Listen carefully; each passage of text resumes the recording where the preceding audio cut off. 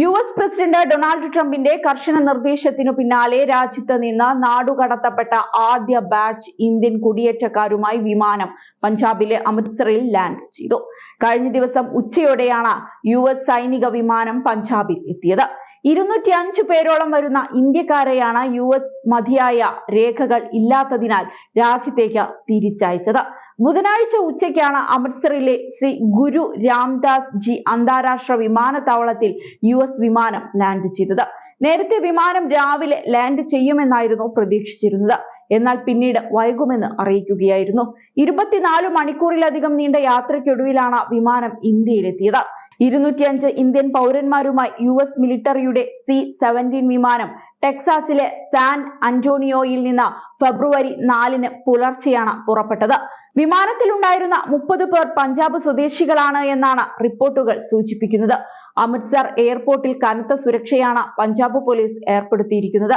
Amritsar airport director, deputy commissioner, police commissioner, CIF director എന്നിവർ യോഗം ചേർന്ന് സുരക്ഷാ നടപടിയുടെ ഭാഗമായി വിമാനത്താവളത്തിലെ കാർഗോ ഗേറ്റും മറ്റൊരു എൻട്രി ബാരിക്കേഡും ചെയ്തിരുന്നു.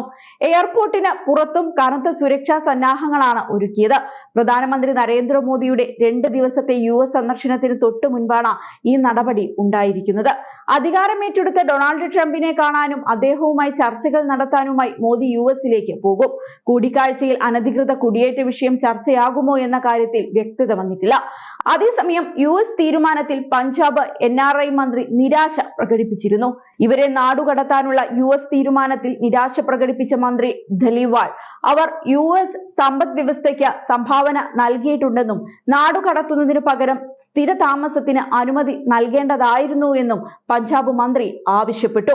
ഡൊണാൾഡ് ട്രംപ് 2ാം തവണയും അധികാരമേറ്റെടുത്ത ശേഷം അനധികൃത കുടിയേറ്റക്കാർക്കെതിരെ യുഎസ് നിയമ നിർവഹണ ഏജൻസികൾ കർശന നടപടി ആരംഭിച്ചിരുന്നു.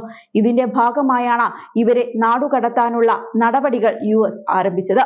ആദ്യഘട്ടത്തിൽ ഇന്ത്യയുൾപ്പെടെ 3ഓളം രാജ്യങ്ങളിലെ അനധികൃത കുടിയേറ്റക്കാരെയാണ് തിരിച്ചയച്ചത്. യുഎസിലെ 11 ദശലക്ഷം അനധികൃത കുടിയേറ്റക്കാർക്കെതിരെ പ്രസിഡന്റ് ഡൊണാൾഡ് ട്രംപ് സ്വീകരിക്കുന്ന കടുത്ത നിലപാടിന്റെ നേർസാക്ഷ്യമാണ് ഈ സംഭവവികാസം. ചരിത്രത്തിൽ ആദ്യമായി ഞങ്ങൾ അനധികൃത കുടിയേറ്റക്കാരെ കണ്ടെത്തി സൈനിക വിമാനങ്ങളിൽ കയറ്റി അവർ വന്ന ഇടങ്ങളിലേക്ക് തന്നെ തിരികെ കൊണ്ടുവിടുകയാണ് എന്നായിരുന്നു കഴിഞ്ഞ മാസം ട്രംപ് പ്രഖ്യാപിച്ചത്. ഇന്ത്യയിൽ നിന്നുള്ള അനധികൃത കുടിയേറ്റക്കാരും ഇക്കൂട്ടത്തിൽ ഉൾപ്പെടുന്നുണ്ട്. ഔദ്യോഗിക കണക്കുകൾ പ്രകാരം ഏകദേശം 18,000 ഇന്ത്യക്കാർ ഇതിൽ ഉൾപ്പെട്ടിട്ടുണ്ട് എന്നാണ് കണക്കുകൾ വ്യക്തമാക്കുന്നത്. തന്റെ കുടിയേറ്റ അജണ്ട നടപ്പാക്കാൻ ഡൊണാൾഡ് ട്രംപ് പലപ്പോഴും സൈന്യത്തെ കാര്യമായി തന്നെ ഉപയോഗിച്ചിട്ടുണ്ട്. നേരത്തെ യുഎസ് മെക്സിക്കോ അതിർത്തിയിലേക്ക് സൈന്യത്തെ അയച്ചിരുന്നു. കുടിയേറ്റക്കാരെ പാർപ്പിക്കാൻ സൈനിക താവളങ്ങളും യുഎസിൽ നിന്ന് അവരെ തിരികെ കൊണ്ടുവിടാൻ സൈനിക വിമാനങ്ങളും ഉപയോഗിച്ചിരുന്നു. അതിനിടെ അമേരിക്ക ഉൾപ്പെടെയുള്ള രാജ്യങ്ങളിൽ അനധികൃതമായി തങ്ങുന്ന ഇന്ത്യക്കാരെ നിയമാനുസൃതമായി തിരികെ കൊണ്ടുവരാൻ ഇന്ത്യൻ സർക്കാർ തയ്യാറാണെന്ന് വിദേശകാര്യമന്ത്രി S. ജയശങ്കർ കഴിഞ്ഞ ദിവസം പറഞ്ഞിരുന്നു. പ്രധാനമന്ത്രിയുടെ പ്രത്യേക ദൂതനായി ഇന്ത്യയെ പ്രതിനിധീകരിച്ച് ജയശങ്കർ ആയിരുന്നു ട്രംപിന്റെ സത്യപ്രതിജ്ഞാ ചടങ്ങിൽ പങ്കെടുത്തത്.